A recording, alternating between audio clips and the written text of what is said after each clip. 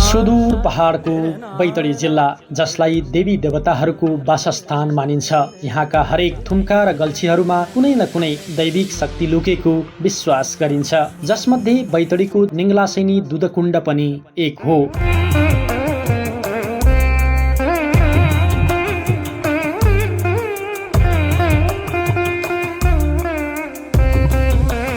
निङ्लासेनी भगवतीको फेदमा रहेको यो दुधकुण्ड धार्मिक आस्थाको केन्द्र हो। यो दुधकुण्डलाई निङ्लासेनी भगवतीको स्नान स्थल र शुद्धताको प्रतीक मानिन्छ।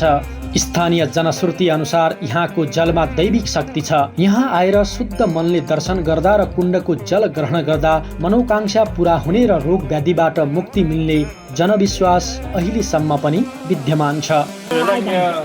नौलो थियो, नौलामा दुध आउँथ्यो, तखै दुधमा यहाँ हबी पाकेर त्यहाँ देवानो सबै प्रसादको रूपमा पुजारीहरू, सब त्यहाँ कर्मचारीहरू सब अब त्यो प्रसादको रूपमा ग्रहण गरिन्थे।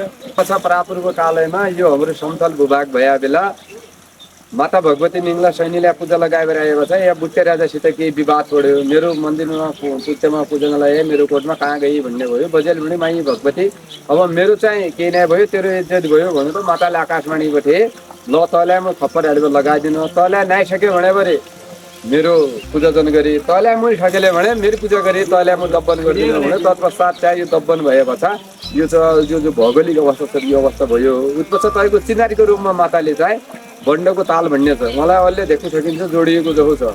र मुई चाहिँ तपाईँमा एक चाँदीको थाल ल्याउनु, एक रुपा गडबा ल्याउनु, रुपा गडबा मलाई चढालो मेरो हो, चाँदीको ताल चाहिँ खेल खाइयो भनेर हामीलाई दियो हो। माताको चाहिँ प्रसादको रूपमा दुधको कुण्डको रूपमा पौराणिक कालदेखि लिएर आइयो, माताको उत्पत्ति कालदेखि।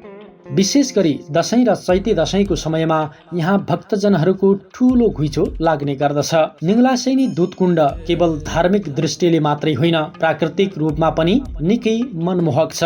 कुण्डबाट प्रवाहित हुने जलले शान्ति र आनन्दको अनुभूति गराउँछ, मनमा छुट्टै ऊर्जाको सञ्चार गर्छ। भगवतीको 7वटा बहिनीको वासस्थान भएको बैतडी जिल्लामा हामी सबै सुदूरपश्चिमवासीहरूको तर्फबाट यहाँ आउने समग्र पर्यटकहरूलाई स्वागत गर्न चाहन्छौँ। र यो निङ्लासेनी भगवती नवदुर्गा भगवतीको 7वटा बहिनीको सबभन्दा जेठी बहिनी निङ्लासेनी भगवतीको यो दुधकुण्ड भनेको गाज नुहाउने स्थानहरू, हबी पकाएर यहाँबाट पूजा लैजाने र जलाधि समेत गर्ने मुख्य कुण्डको रूपमा यो निङ्लासेनी दुधकुण्ड दशरथ नगरपालिका वडा नम्बर 1 गुरुफला कलौन लम्खेतमा पर्दछ।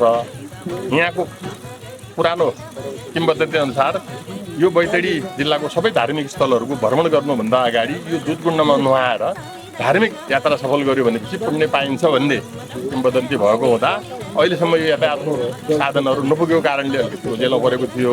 अब यो यातायातको साधनहरू पुगिसकेको हुनाले हामीले धनगढी विमानस्थलबाट 4 घण्टा जस्तो भीमदत्त राजमार्ग हुँदै यो दशरथन राजमार्गको गुरुखलाबाट 4 किलोमिटर कच्ची मोटरेबल बाटो र 500 मिटरको पैदल यात्रापछि हामी दुधकुण्डमा पुग्छौँ। यहाँहरू सबैलाई दुधकुण्ड स्नान गरेर पवित्र पनि लिन र दुधकुण्ड स्नान गरेर सुदूरपश्चिमको सबै धार्मिक क्षेत्रहरूको भ्रमण गर्न पनि म अनुरोध गर्न चाहन्छु। यदि तपाईँ पनि आत्मिक शान्ति र प्रकृतिको सामिप्यता चाहनुहुन्छ भने बैतडीको यो पवित्र दुधकुण्ड पुग्न बिर्सनु हुने छैन।